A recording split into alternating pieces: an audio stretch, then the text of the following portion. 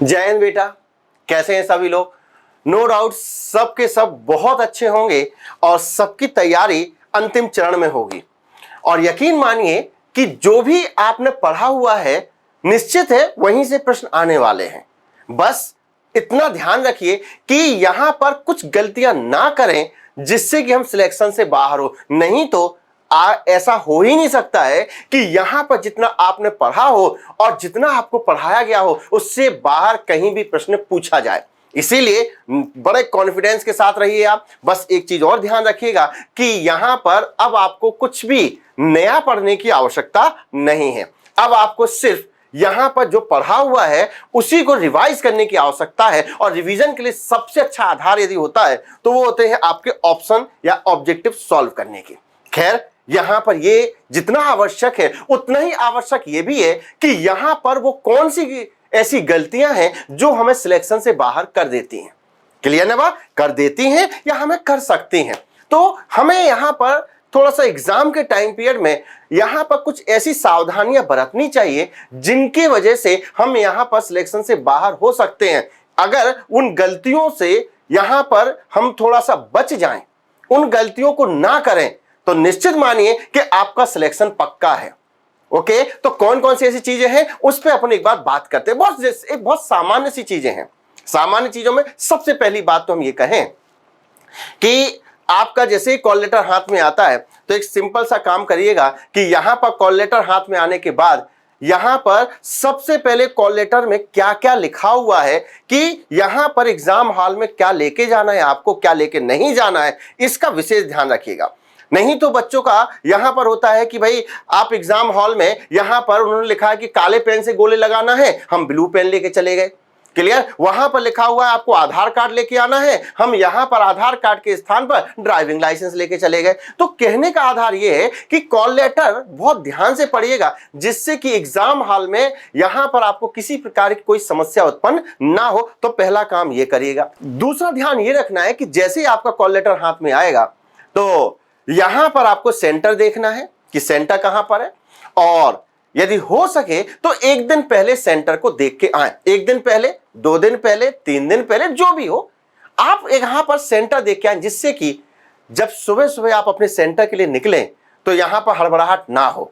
कई बार ऑटो वाले को भी नहीं पता होता है कि कहां पर सेंटर है, तो पूछते पूछते जाते हैं। तो ऐसी स्थिति में होता यह है कई बार हम लेट भी हो जाते हैं। तो इसीलिए थोड़ा सा ध्यान रखिएगा कि सेंटर की जानकारी हम पहले ही प्राप्त कर लें। 2 चीज हो गई। तीसरी बात कि अब आपको एग्जाम हॉल में जब आप पहुंचोगे तो एग्जाम हॉल में पहुंचने के बाद में यहां पर पेपर की स्टडी जो करना है वो किस रूप में करना और पेपर को कैसे सॉल्व करना है। यहां पर जैसे ही आप एग्जाम हॉल में बैठेंगे आपको यहां पर आंसर शीट दी जाएगी, OMR शीट दी जाएगी और उसके बाद पेपर दिया जाएगा। यहां पर पेपर देने के साथ ही आपको बोला जाता है कि आप यहां पर ये पेपर में देखकर ये सुनिश्चित करें कि क्या आपके प्रश्न पत्र में 100 प्रश्न हैं या नहीं है। तो यहां पर अगर आप पेपर में 100 प्रश्न हैं या नहीं है, इसको यदि आप देखते हैं तो एक काम और करिएगा कि यहां पर पेपर सॉल्व करने का सबसे अच्छा जो तरीका है, जो हमें लगता है कि उसकी वजह से यहां पर सिलेक्शन के बहुत करीब आप पहुंच सकते हो, उसमें क्या है कि जैसे ही आप यहां पर पेपर देखेंगे, पेपर देखते समय पर आप पेंसिल उठाइए और पेंसिल उठाने के साथ ही आप ये देखिए कि यहां पर ऐसे कितने प्रश्न हैं जो आपकी पहली नजर में सही हो सकते हैं। अब पहली नजर का मतलब ये कि कई बार बहुत इजी गोइंग प्रश्न आते हैं, बहुत इजी गोइंग प्रश्न होते हैं। अब जैसे सिंपल सा क्वेश्चन बनता है कि वृहद स्नानागार कहां पर प्राप्त हुआ है, हड़प्पा सभ्यता में वृहद स्नानागार कहां प्राप्त हुआ, एक नजर का प्रश्न है मोहनजोदड़ो। हम इस प्रकार के जो बहुत इजी गोइंग प्रश्न होते हैं उन प्रश्नों को टिक लगाते हुए चले जाएंगे। और यकीन मानिए कि यहां पर जब आप इस प्रकार के प्रश्नों को टिक लगाते हुए चले जाते हैं तो कम से कम यहां पर 25 से 30 क्वेश्चन ऐसे होंगे जो आपसे पहली नजर में सही हो जाएंगे। और जैसे ही पहली नजर में ये प्रश्न सही हुए, अब आप अपना एक काम करिए कि सबसे पहले प्रश्न पत्र, आपने 100 प्रश्न भी देख लिए, प्रश्न पत्र क्रमांक देखिए और OMR शीट में भर दीजिए। क्योंकि अगर मान लीजिए कि आपके प्रश्न पत्र में कोई भी एक प्रश्न गलत होता है या कह सकते कोई प्रश्न पत्र में कोई प्रश्न नहीं होता है, तो ऐसी स्थिति में OMR शीट में यदि आप पहले भर चुके हैं तो OMR शीट आपकी चेंज नहीं होगी। इसीलिए थोड़ा सा इस बात पर ध्यान रखिएगा। अब OMR शीट में हमने प्रश्न पत्र क्रमांक भर दिया और प्रश्न पत्र क्रमांक भरने के बाद अब आप देखिए कि जितने प्रश्नों पर आपने टिक लगाए हैं, आप ओएमआर शीट उठाइए और यहां पर अब उनको गोला भरना शुरू करें। लेकिन गोला भरते समय इस बात का विशेष ध्यान रखिएगा कि यहां पर आप अगर 5वें क्रम के यहां पर क्वेश्चन पर गोला लगाना है तो देखिएगा ध्यान से कि ओएमआर सीट में आपका पेन जो रखा हुआ है वो 5वें नंबर पर ही रखा हुआ है। ओएमआर सीट में जो आप ए बी सी डी भरने वाले हो तो प्रश्न पत्र में क्या आपने टिक ए में ही लगाया, तो ए में ही हमारा कलम रखी हुई है। तो इस बात पर विशेष ध्यान रखें, नहीं तो होता क्या है कि यहां पर हम जल्दबाजी में लगाना चाह रहे थे 5वें प्रश्न के उत्तर पर और लगा देते हम चौथे क्रम पर। क्लियर है? लगाना है हमें बी पर और लगा देते हम डी पर। तो इसकी वजह से होता क्या है कि कई बार यहां पर हमारे प्रश्न पत्र में तो टिक सही लगा होता है, लेकिन ओएमआर सीट में यहां पर हमारे जो नंबर आते हैं वो कम हो जाते हैं। कई बार कुछ बच्चों ने तो देखा भी होगा कि कई बार ऐसे बच्चे आते हैं कि सर मेरे यहां पर जो प्रश्न पत्र का देखे और जो आंसर सीट लोक सेवा आयोग ने दी है उसमें मेरे 70 सही हो रहे हैं, और यहां पर जब ओएमआर सीट का नंबर बताया उन्होंने तो मेरे 69 आ रहे हैं। बाद में जब ओएमआर सीट निकालते हैं, वो उसकी कॉपी निकालते हैं, तो मालूम क्या चलता है कि यहां पर जो टिक लगाना था, आपको जो गोला भरना था, वो ऊपर नीचे हो गया। अब बताइए, ऐसी छोटी सी गलती से आप बाहर हो सकते हैं, पूरा साल बर्बाद हो सकता है। तो थोड़ा सा ध्यान रखिए। 2 घंटे मिलते हैं भाई, और 2 घंटा ऐसा होता है जिस टाइम पीरियड में आप बहुत अच्छे से उसका यूटिलाइज करते हुए आप ऐसी गलतियों से बच सकते हैं। क्लियर बात? तो अब आप मान के चलिए कि 30 प्रश्न आपके सॉल्व हो गए और बहुत अच्छे तरीके से आपने सॉल्व किया। अब दूसरा स्टेप करेंगे। अब दूसरा स्टेप क्या कि आपके पास आधार कार्ड होगा, आधार कार्ड या आपके पास में कॉल लेटर होगा, उसके 4 फोल्ड करिए। आधार कार्ड है तो बराबर है। अब यहां पर आपको प्रश्न पढ़ना है और ऑप्शन दबाना है, मतलब जो विकल्प दिए गए हैं उन विकल्पों को आपको दबाना है। तो यहां पर प्रश्न पढ़िए और प्रश्न पढ़ने के बाद में आप ये देखिए कि आपके दिमाग में क्या उसका उत्तर आ रहा है। अगर उसका उत्तर आ रहा है तो ऐसी स्थिति में अब आप ये देखिए हटाकर कि क्या जो दिमाग में उत्तर आ रहा है वो सही है और उस 4 ऑप्शन में से है क्या। अगर वो 4 ऑप्शन में से आपका उत्तर है तो ये मान के चलिए वो सही है, क्योंकि अगर उत्तर आ रहा है और प्रश्न के आधार पर उत्तर आ रहा है और 4 ऑप्शन में है तो इसका मतलब सही है। तो ऐसे प्रश्न करते हुए अब आप चले जाइए। अब जब ऐसे प्रश्न करते हुए चले जाएंगे तो ये मान के चलिए कि ऐसे प्रश्नों की संख्या जितनी भी होगी उसमें से कम आपको 30 से 35 प्रश्न सॉल्व हो जाएंगे। क्लियर? अब 30 से 35 प्रश्न आपने ये सॉल्व कर लिए और 30 से 35 प्रश्न सॉल्व करने के बाद आप उन 35 प्रश्नों को वापस ओएमआर सीट में भरिए। बड़े ध्यान से भरना है। क्लियर बात? तो ओएमआर सीट में भरिए। आपके लगभग 65 क्वेश्चन आपके सही होगा। 60 से 65 क्वेश्चन आपके सही, और ये 60 से 65 प्रश्न वो हैं जिस पर आप 100% सही हैं। क्लियर बात? मतलब अब आप रिस्क पॉइंट से बाहर हैं। क्लियर? तो अब आपके सामने तीसरा स्टेप आएगा। अब तीसरा स्टेप वो प्रश्न होंगे जो तो या तो सही जोड़ी पे होंगे या फिर कथन के आधार पर होंगे, सत्य और असत्य कथन के आधार पर होंगे कि निम्नलिखित में से कौन से कथन सत्य हैं, ठीक, या फिर ए और आर वाले होंगे। सही जोड़ी, सत्य कथन, असत्य कथन, या सही जोड़ी, या फिर यहां पर ए और आर वाले प्रश्न होंगे। तो अब आपके पास में लगभग ये मान के चलिए कि 10 से 15-20 प्रश्न ऐसे होंगे जो इस प्रकार से होंगे। अब इनको क्या है, इनको पढ़कर ही सही किया जा सकता है कि यहां पर प्रश्न की निम्नलिखित कौन से कथन सत्य हैं, तो कथन तो पढ़ने ही पड़ेंगे भाई। अब उस जब कथन को पढ़ेंगे तो थोड़ा सा एनालिसिस करते हुए चले जाइए कि ये जो कथन है क्या इस कथन का कोरिलेशन कहीं से कहीं बैठ रहा है और कहीं से कहीं बैठ रहा, नहीं बैठ रहा, क्या कर रहा है, तो उसके आधार पर प्रश्न करते चले जाए।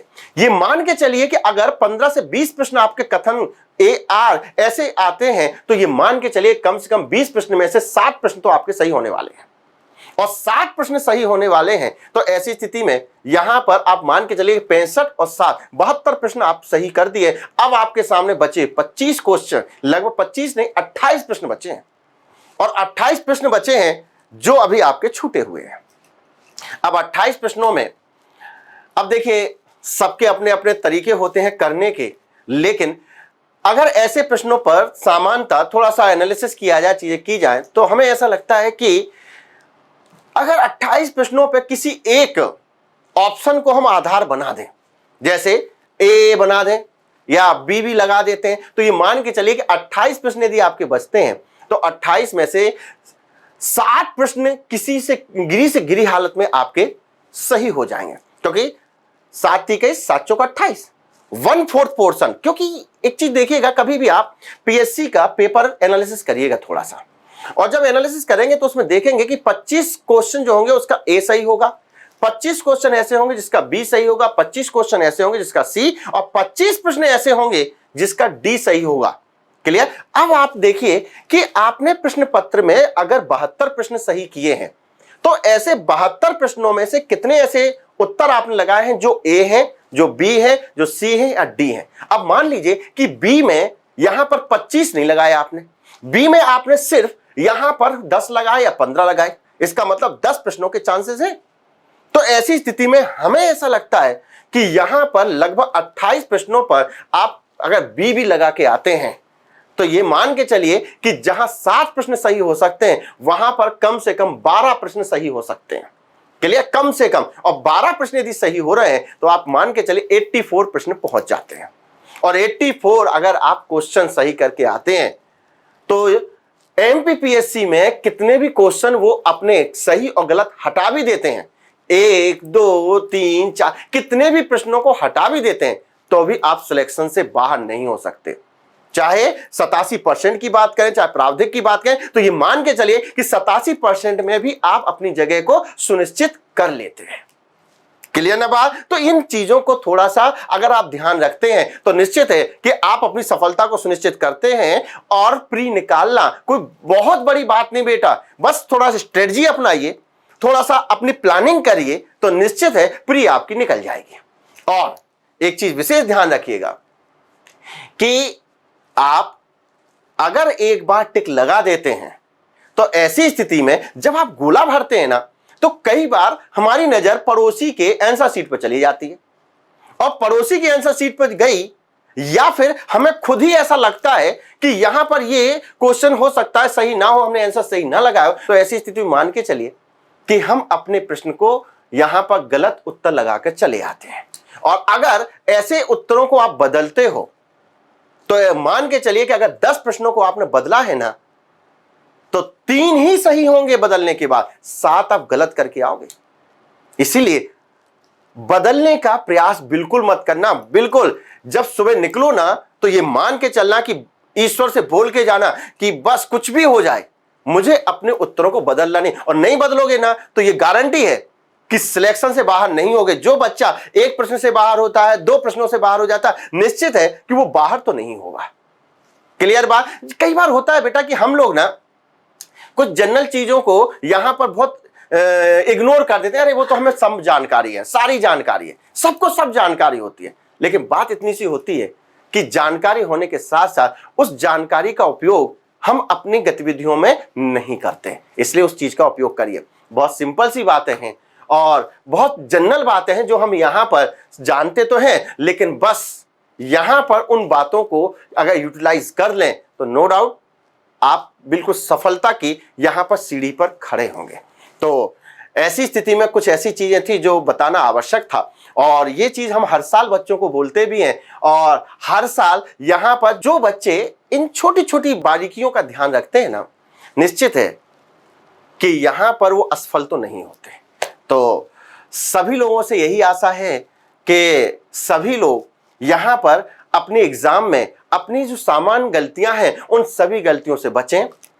अपनी कहना चाहिए कि जो तैयारी है उस अपनी तैयारी पर भरोसा रखें, और ये मान के चलिए हम फिर वापस वही बात कहें कि जितना आपने पढ़ा है, जितना आपने ऑब्जेक्टिव सॉल्व किए हैं, उससे बाहर पेपर नहीं होगा। और यहां पर अगर कुछ प्रश्न बाहर से आते भी हैं तो बेटा 95 प्रश्न आपके हाथ में होते हैं, 95 प्रश्न आपके हाथ में होते हैं। 5 प्रश्न वो होते हैं जो या तो लोक सेवा की गलती से या फिर यहां पर आपने किसी कारणवश नहीं पढ़ा, लेकिन हमें 95 प्रश्न करना है, और 95 बहुत होता है, और 95 हमसे बनते हैं, बस कुछ ह्यूमन एरर ना करें। ओके, तो सभी लोगों को बहुत सारी शुभकामनाएं, और सभी लोग बड़े अच्छे से एग्जाम देने जाएं, ईश्वर का अपने माता पिता का सबका आशीर्वाद लेके जाएं और खुश होकर जाएं, और बहुत अच्छे से हमें एक अच्छी न्यूज सुनाएं। तो सभी लोगों को फिर से बहुत सारी शुभकामनाएं। जय हिंद, जय भारत।